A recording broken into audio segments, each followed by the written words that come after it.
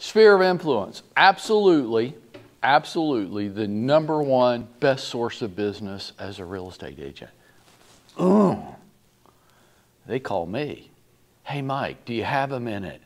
Now, Lanier, I want you to compare this against your for sale by owner conversations.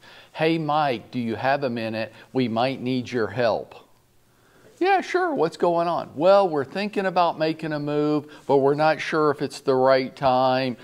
Could we get together and chat about it? Lanier, how many for sale by owner prospects are in your pipeline right now? 40 or 50. You need to know. You need to know your numbers, okay? How many of them have called you and had that conversation with you? 0. 0, right. The sphere of influence. It's where, that's just candy. It's like those donuts sitting out there. It's just good. So how do we get more of that? Well, let's knock out a couple fantasies first. Right now, there is nobody in the room that knows enough people to pay your bills off sphere of influence. It can't be a target audience alone. It can be a vertical. It should be a vertical for everybody in the room. And you should be trying to maximize as much as you can out of that vertical. But one of the great fallacies in our business is so many people got into this business because they thought that's where they were going to be able to pay their bills. I say, who's going to buy and sell homes with you next year? Oh, my sphere, I hear that from everybody I ask the question to. It's the first thing that comes off their lips. My sphere of influence, family and friends, referrals. I'm like, well, how many homes do you want to sell next year? 30.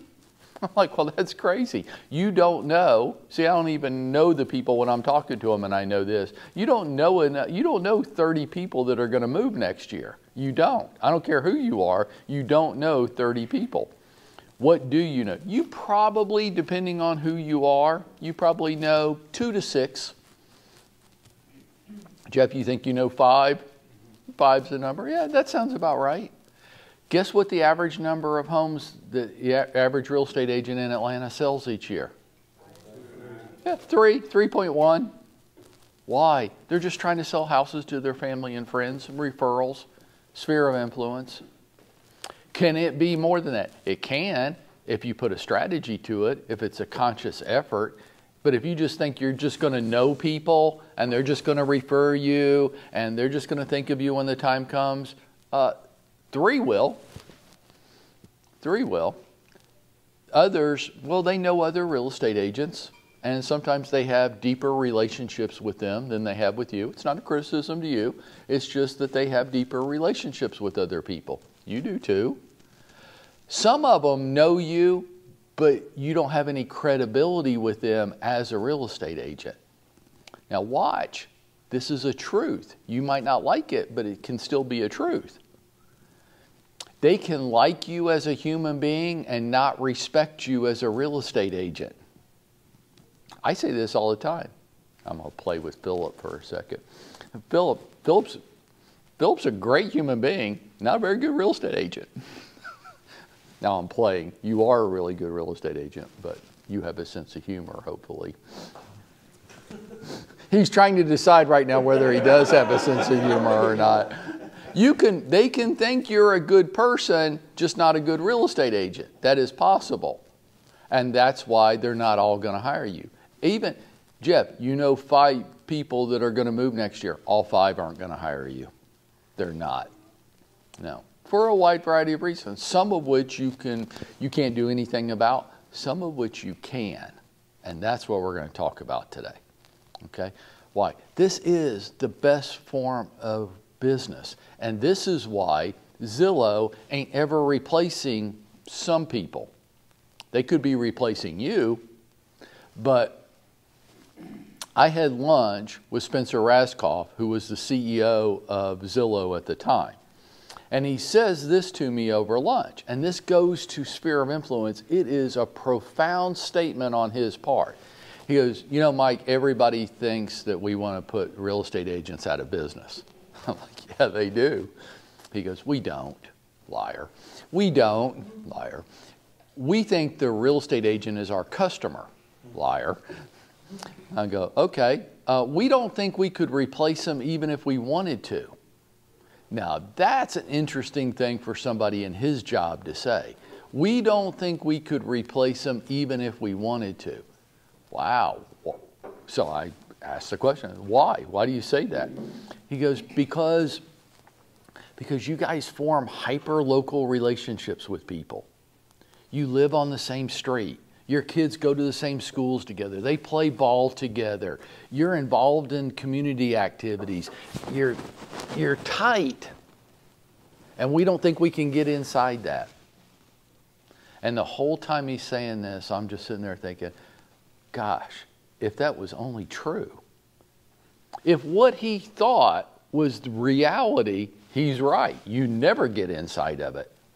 Nobody's calling a guy on a billboard or a company off of the internet if they know you. If they're connected to you, they're not doing that.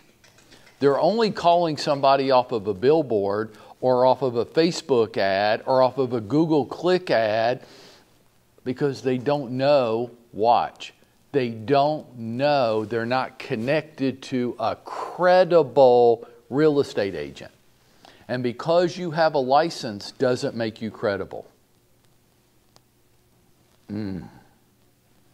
Let's just soak in it for a second. Because you have a license doesn't make you credible. What do I see of you? What is my experience of you? And every time I experience you, I'm judging you. I'm judging your credibility. How you dress, how you act, how you hold yourself, what you put on social media, what you don't put on social media. How into it do I think you are? And if you haven't had people in your sphere of influence react to you this way, then you got a problem. Wow, Bill, and tell me, Bill, in the last 60 days if you've had this reaction. Wow, you're really into it. Like you're really getting into this real estate thing. You have. Yeah. You know what? Here's what I'm going to tell you. I'm going to tell you what they're really saying to you is, you know, we just kind of thought you were a little bit of a goofball and not very serious, but like you literally look like you're trying to be a professional. That's a polished up way of saying, wow, you're really doing good. It's a backhanded compliment. Their response to that should be, you don't have to sound so surprised. But they do sound surprised. Why? It was never my perception of you. My perception of you was totally different and you're changing that. I'm surprised. Never thought that of you. Good, good. If you're not getting that in your world, then you're not changing their perception of you. And their perception of you might not be what you think it is. Some of you have had friends, people you know, buy or sell with another agent, never talk to you, or did talk to you but didn't hire you. And you're like shocked. Here's the truth. They don't take you very seriously. But then again, do you? Do you take you very seriously? Let's talk about sphere of influence for a few minutes. Strategy. Okay, we're going to talk about strategy and we're going to talk about tools. Strategy-wise, down the left-hand side, I'm not allowed to move. Stay connected. Because I knew you doesn't mean we're still friends. You're somebody, now my wife and I argue about this all the time. She thinks everybody she's ever known is her friend. And I say, Jane, if you haven't talked to them in the last 6 months, they're just somebody you used to know. Oh, she gets so mad. No, they're not. That might be true for you, you cynical old shit, but not for me. No, it's true. If you haven't talked to them in 6 months, they're just somebody you used to know. Stay connected. Sticky all the time. It's hard. but you're the salesperson. You're the one, not them. My friends that have corporate jobs, they're not trying to make money off of me. I'm just somebody they know. I'm trying to make money off of them, but I don't want them to really think about it that way, right? So if that's true, then I have to make the effort to stay connected with them, not the other way around, right? They don't have an ulterior reason. Don't have sales breath. This is where it gets really hard. I have to stay really connected to them, but I can't do it in a sales breath type of way. Like it has to be genuine, it has to be organic. I'm just, Bill, you and I, hey buddy, how's it going? Because I'm just, if I drop, have you thought about making a move this year into that, how you doing, buddy? Haven't talked to you in a while, just wanted to see how you were doing. And by the way, would you like to buy a house? It all goes away, right? So I can't have sales breath. I have to do it genuinely. Now, some of you don't like humans.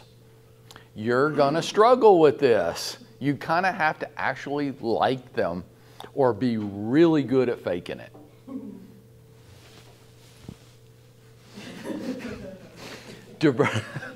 Diversify your contact methods. Please do.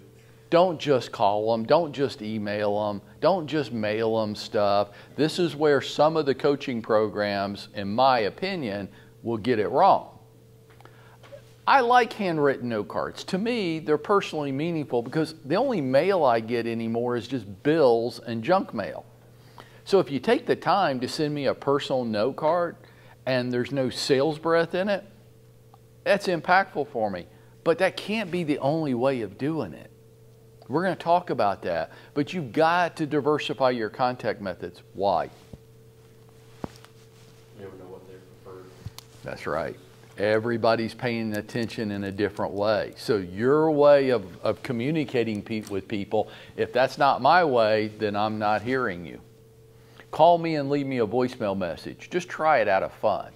See if you can get, well, see, I'll answer y'all's call because I'll think it's something important.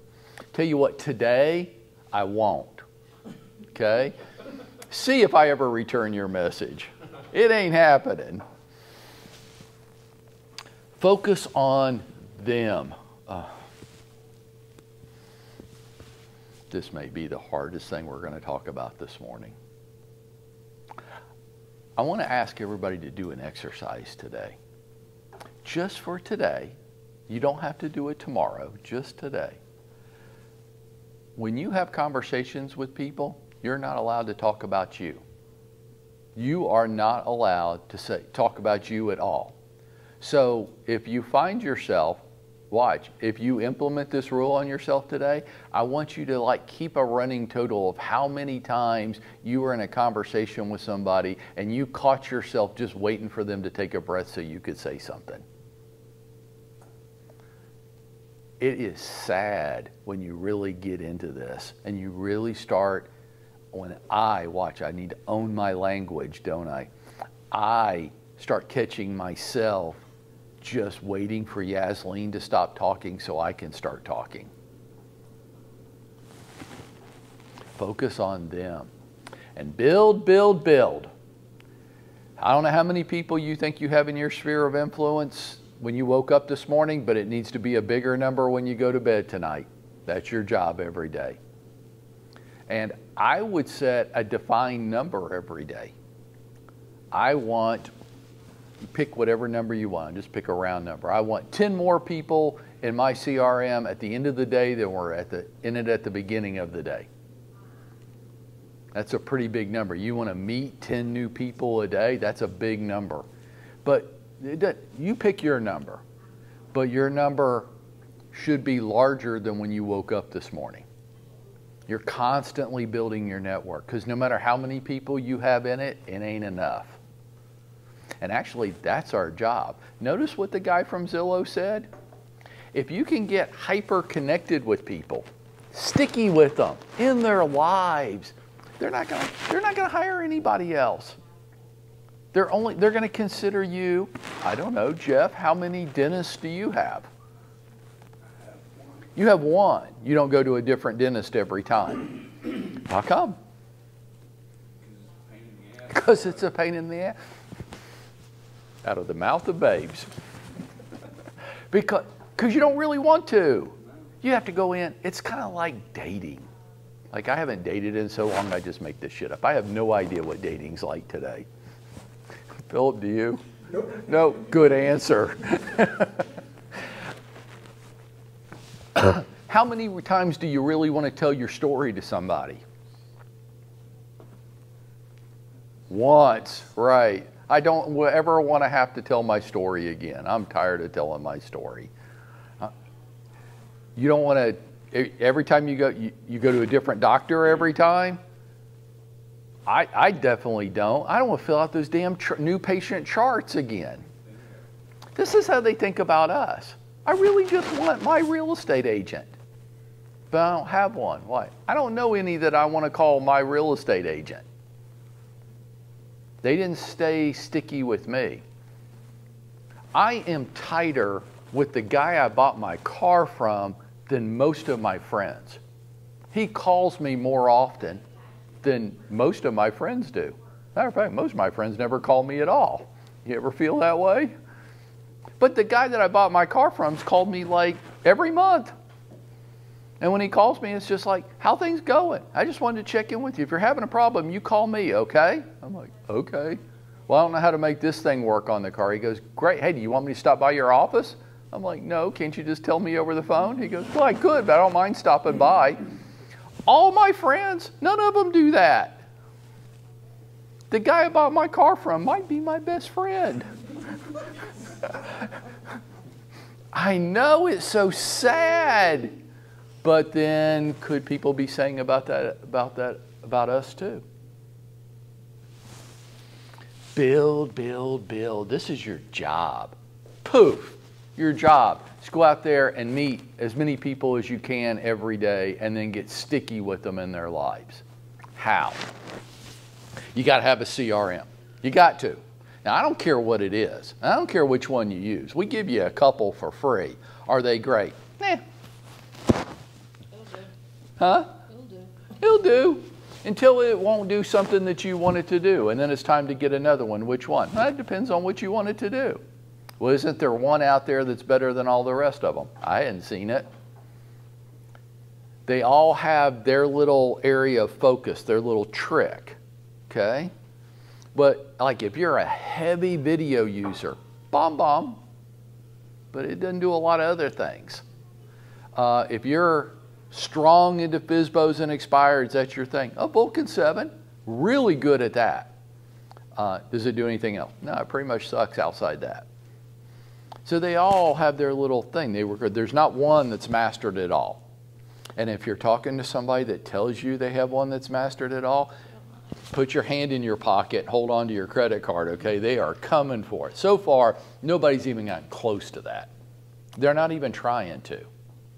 They're niche selling. What's your thing? What's your thing? What do you do? Where's your focus? Oh, okay. Well, that's what we are. They're just niche selling. Video. It is a way. I go to my golf club Sunday.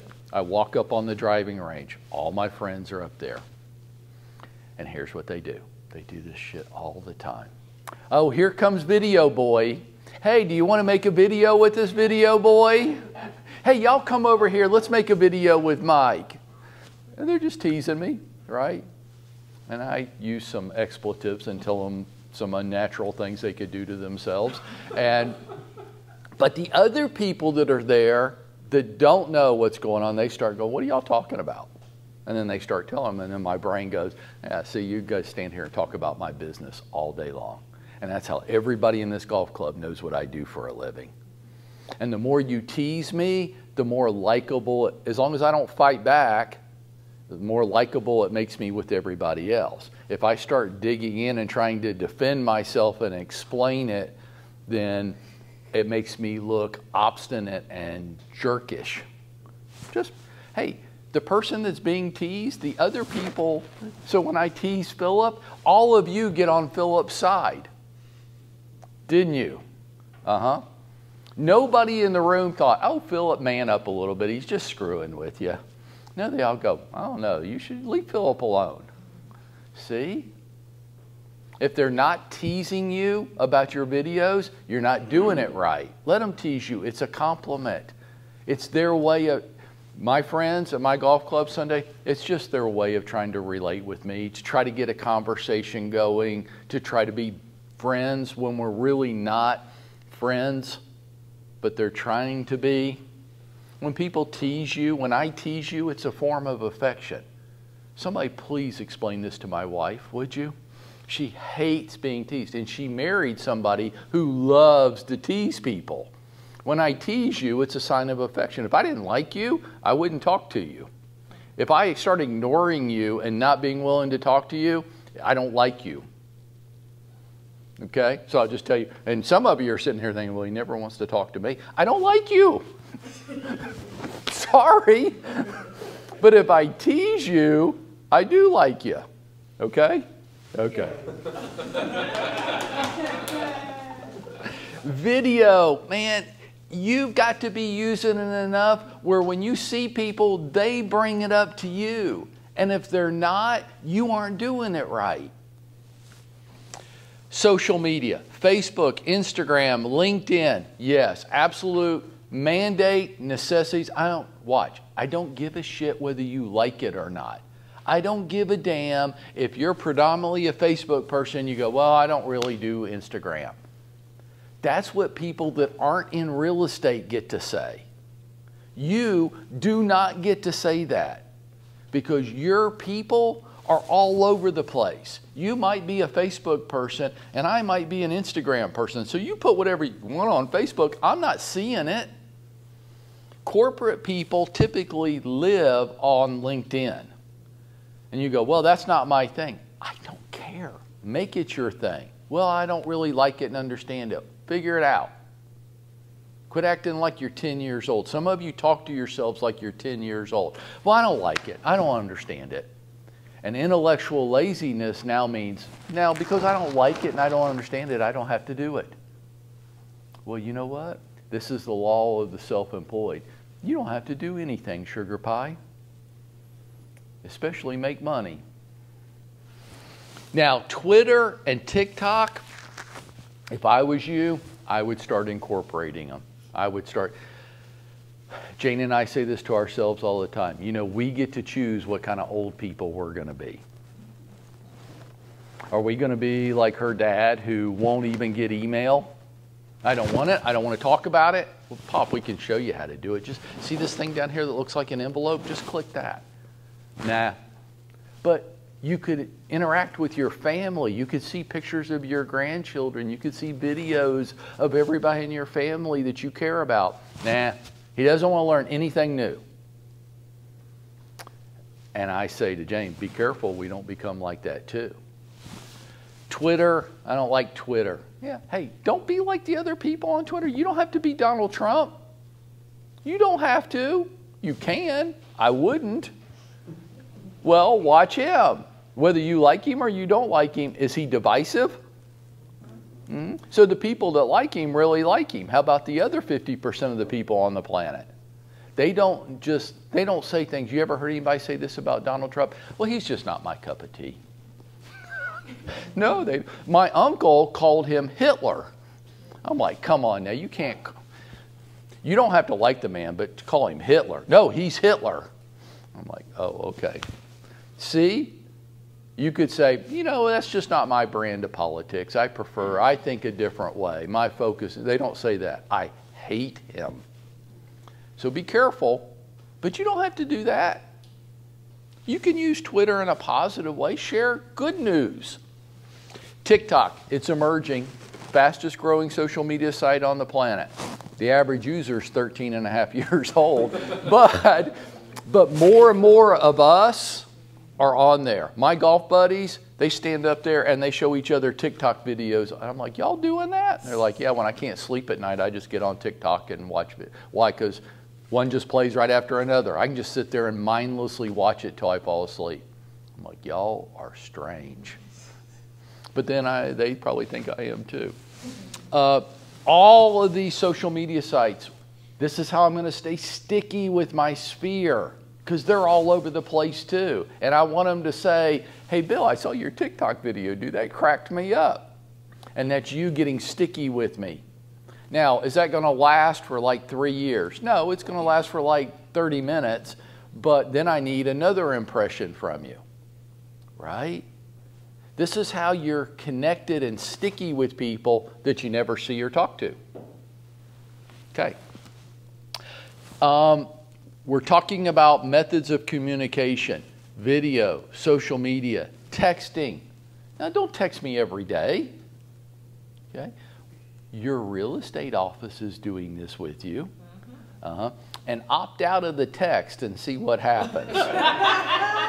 About 30 seconds later, you're going to get a phone call from me. Philip, is there a reason why you opted out of our texting? Yeah, I don't want to get this yet. Tough. Facebook Messenger. Email, video, because we all get too many videos. Make your emails, make your email look different. Do an embedded video. Well, I don't know how. Well, learn. I pay this dude a whole lot of money. Would you please use him to learn how to do simple tricks so you can make your videos look different than the other?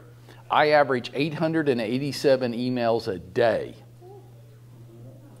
Can you please take 10 minutes to learn a trick to make your emails look different than the other 886 I'm going to get today?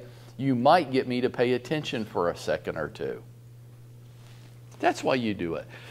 Direct mail, note cards, special event cards, birthdays, anniversary, kids. Oh, God. People with kids in your sphere of network, just keep punching the button right on their forehead. People with kids are crazy. You're crazy. She doesn't post anything about her ever, well, her exercise stuff. But I know everything her 8-year-old, 9 now, I missed a birthday somewhere. I know what is Rob Hamilton's son into? How do you know that? All the damn time. Right. You think he's into his kids? Not at all. Do you think if his son had a birthday and you sent his son a birthday card, do you think that makes an impact on he and his wife? Oh, hell yeah. You know how I can manipulate her? She's so easy. Just do something nice for her 9-year-old. And then I own her. Birthdays, anniversary, kids, pets, people like me that don't have kids that have pets are the same way. I can tease you about your kid, but if my dog had the sniffles, I'd probably stay home today. Acknowledgements. You know what I used to do? Now, I can't claim large amount of success from this, but then again, it didn't cost me anything. So any success was profitable. Newspapers, especially the Atlanta Business Chronicle, post like promotions and advancements in people's career. Send them, cut out the article and mail it to them and say, congratulations, I see you got a big promotion. Good for you. Oftentimes, when people get a big promotion, it means they're ready for a new home. Could that be true for you? Note card, put my business card in, stick it in the mail. Now, holidays. Now, I want to make a note here. I want you to put your business card in the appropriate ones, but I swear if you send me a Christmas card and put your business card inside of a Christmas card, you're not my friend anymore. I find that offensive. Insurance people do this for some reason. I think they just don't know better. You got to have a little touch. You got to have a little touch here. Don't send me a birthday card and put your business card inside. You just destroyed the whole context of the birthday card. That's obnoxious. It makes you have sales breath. So you only sent me a birthday card so you could sell another house this year? I don't like you. So you just did something nice for somebody and made them not like you. So you got to have a little common sense here. So if I just sent you a note, hey, Philip, was thinking about you, hope everything's going okay. If I can ever be of help, reach out. Yeah, I put my business card inside that. Phil, happy birthday. Happy anniversary. Really? Happy wedding anniversary? Here's my business card? Well, what if I don't know him that well where he just recognizes Mike on the thing? Well, then I put a return name and address on the envelope, right? Jane makes the point, we send you guys birthday cards and anniversary cards, right? You ever get one? At one time she's like, this agent hasn't been with us very long. If we just sign it Mike and Jane, she might not know who we are. I'm like, well, but see, we put our return mailing label up in the top left-hand corner. If she gets something from us and it says Mike and Jane Pruitt and she doesn't know who we are, we got bigger problems, right? So have a degree of common sense when it comes to this. Sphere of influence? No, man. Can you ever run your business off of it? There are people that do. I will give a nod to that. But they have a gigantic network of people. They're working it all the time. They just don't think that knowing people is it. And you've got to stay connected. You have to stay connected. It is a one-way street. Now look, everybody in the room, you have friends that are like this, right? Well, if I call them, but they're never calling me. My mom's like this. And when I talk to her, I go, hey, Mom, you know, my phone rings too. She just thinks that I'm the son and she's the mother, so I should be the one reaching out to her. Is that rule written somewhere? Like, Lanier, is it in the Bible somewhere?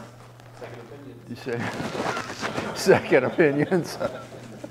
That's great. As real estate agents, it is a one-way street. We have to be maintaining the stickiness with them, not expecting. But if you do it, and you do it right, and you don't have sales breath, watch how they're welcome. What they think isn't what sometimes we think they're going to think.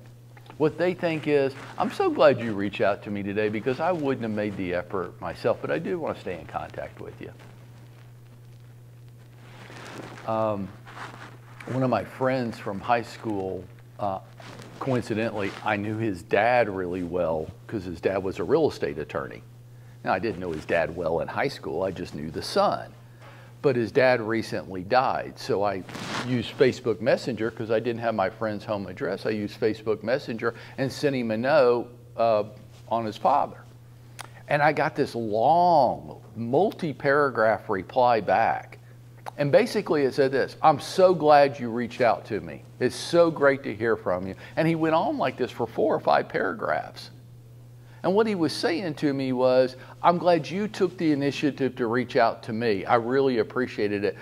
I don't think I have it in me to have done that, but I'm glad that we made the contact. They're glad that you're doing this. If, and let's finish with this. See, my focus was on he and his dad, not on me. I didn't spend a paragraph saying, yeah, and I'm in real estate right now, so I didn't do that. That would be horrible. I focused on he and the loss of his dad. And then you just keep it there. Hey, everybody knows what you do. They just don't respect you for doing it. Hard. That sting? Does it sting a little bit, like somebody just stabbed you a little bit? They know what you do.